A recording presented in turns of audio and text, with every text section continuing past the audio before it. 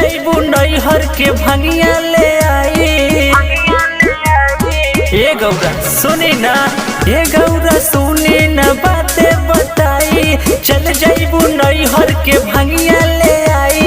ऐसे न जादू हूँ देहिया झटा के, लादा न भांग गौरा तू लपके, लादा न भांग गौरा तू लपके, लादा न भांग गौरा तू लपके, लादा न भांग गौरा तू लपके।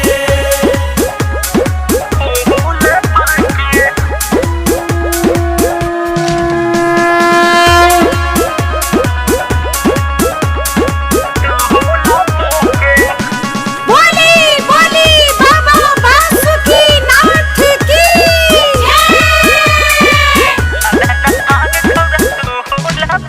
असु चढ़त सावन बहा, बड़ा लागे मन भावन बहा।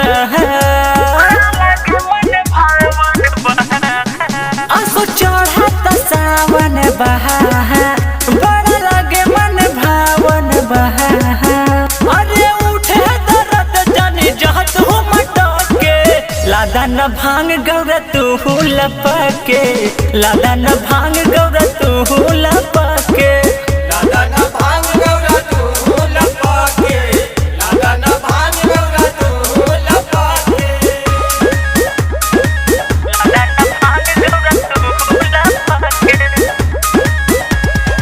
बोला बोला बाबा बैजूनाथ की।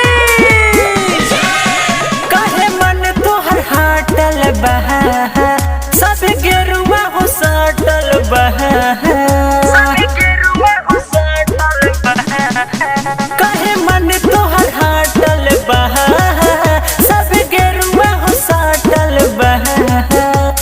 साजन के सन देखा जहत लपके, लादा न भांग गौरा तू लपके, लादा न भांग गौरा तू लपके।